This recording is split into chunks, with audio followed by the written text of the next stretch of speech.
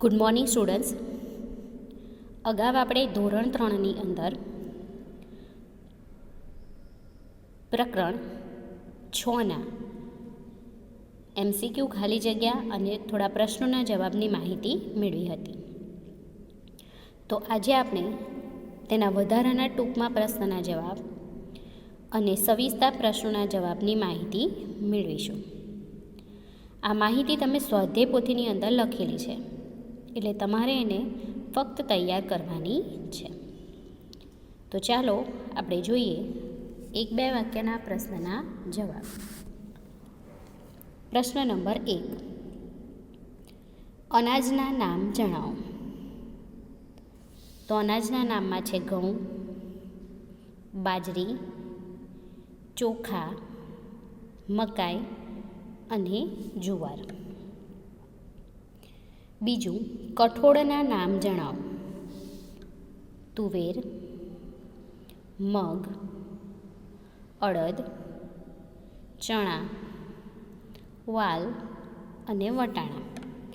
બાળકો, અનાજ અને કઠોળના નામ તૈયાર કરવા જરૂરી છે, કેમ કે તમને એમાંથી પ્રશ્ન પણ પૂછાઈ શકે છે અને વર્ગીકરણ પણ પૂછાઈ શકે છે.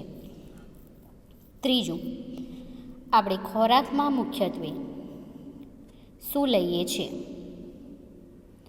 તો આપણે ખોરાકમાં મુખ્યત્વે રોટલી, ભાખરી, રોટલો, ભાત, દાળ, કઠોળ, દૂધ અને તેની બનાવટો, શાકભાજી અને ફળો લઈએ છીએ.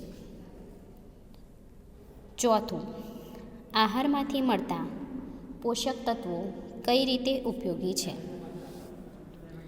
તો આહારમાંથી આપણને જે પોષક તત્વો મળે છે તે આપણને ગરમી અને શક્તિ આપે છે. 5, આપણે કેવો ખોરાક ખાવો ન જોઈએ?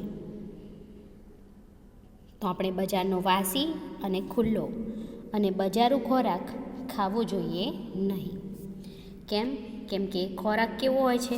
ખુલ્લો હોય, એટલે એની પર માખીઓ બણબણતી હોય. હવે માખી જે છે એ ગંદા એંઠવાડ પર બેઠી હોય, બરાબર, બીમાર વ્યક્તિ હોય એના ગળફા પર બેઠી હોય, અને એ માખી પછી આવી અને ખોરાક પર બેઠી હોય, અને જો આપણે એવો ખોરાક ખાઈએ તો આપણે બીમાર પડી શકીએ છીએ.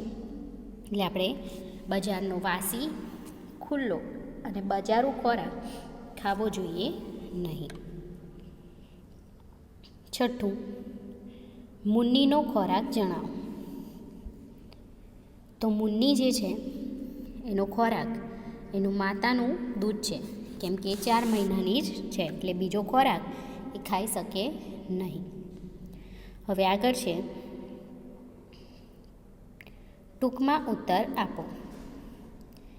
પહેલું, આપણે સતત 3-4 દિવસ સુધી કંઈ પણ ન ખાઈએ તો શું થાય? ક્યારે તમે આવું અનુભવ્યું છે? તમે બીમાર થઈ ગયા હોય અને તમે જો ન ખાઈ શકો 2-3 દિવસ, તો તમારા શરીરની અંદર નબળાઈ આવી જાય, એટલે કે અશક્તિ આવે, કામ કરવામાં થાક અનુભવાય અને શરીરની અંદર સ્ફૂર્તિ રહેતી નથી, બરાબર. આગળ પ્રશ્ન નંબર 2, આપણે ખોરાક શા માટે લેવો જોઈએ? તો ખોરાક ખાવાથી આપણા શરીરને કાર્ય કરવા માટેની જરૂરી શક્તિ મળે છે. શરીરને કાર્ય કરતા લાગતા ઘસારાની ભરપાઈ માટે,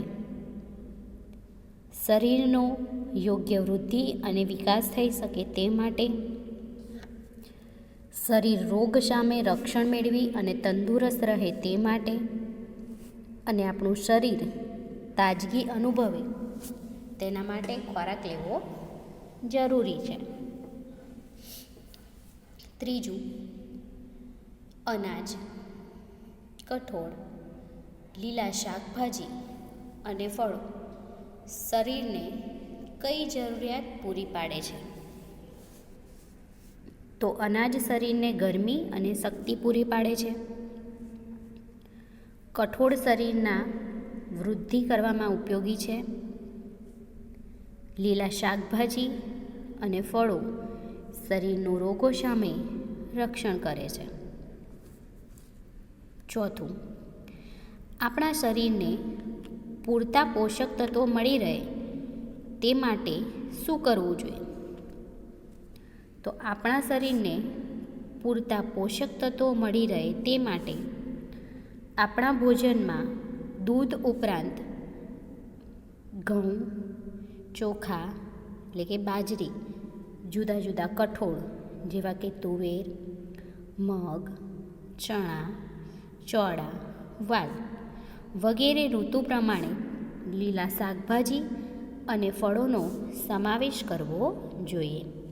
તો આ પ્રશ્ન જે છે કે આપણા શરીરને પૂરતા પોષક તત્વો મળી રહે તે માટે શું કરવું જોઈએ, તો એ તમને કારણ તરીકે પણ પૂછાઈ શકે છે. આગળ છે, રોજ એક પ્રકારનો ખોરાક લેવાથી શું થાય? તો બાળકો, આપણે રોજ એક જ પ્રકારનો ખોરાક લઈએ તો આપણને તેમાંથી બધા જ પોષક તત્વો મળતા નથી. પરિણામે શરીર અમુક તત્વોની ઉણપ અનુભવે છે અને રોગોનો ભોગ બને છે. વળી એક જ પ્રકારનો ખોરાક રોજ લેવાથી ખોરાક ખાવા પ્રત્યેની પણ રુચિ રહેતી નથી. તમે રોજ એક જ પ્રકારનો ખોરાક ખા કરો, બરાબર, તો તમને ગમશે નહીં. છઠ્ઠું, ખોરાક લેવાના ફાયદા જણાવો. તો તે શરીરને કાર્ય કરવા માટે જરૂરી શક્તિ મેળવે છે, શરીરનો યોગ્ય અને વૃદ્ધિ વિકાસ થાય છે, રોગો સામે રક્ષણ મળે છે અને શરીરની તંદુરસ્તી જળવાય છે. હવે આગળનો પ્રશ્ન છે બાળકો, વર્ગીકરણ. એમાં આપણે સુટેવ અને કુટેવમાં વર્ગીકરણ કરવાનું છે. તો ચાલો પહેલાં આપણે મુદ્દા જોઈએ.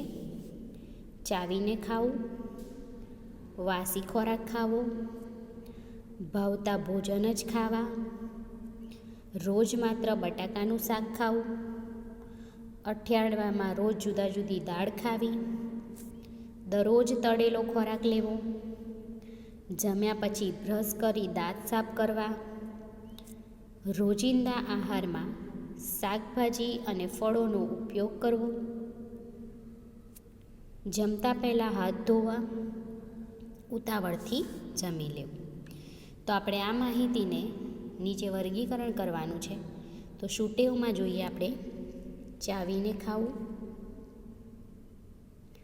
અઠવાડિયામાં રોજ જુદી જુદી દાળ ખાવી, જમ્યા પછી બ્રશથી દાંત સાફ કરવા, રોજિંદા આહારમાં શાકભાજી અને ફળોનો ઉપયોગ કરવો,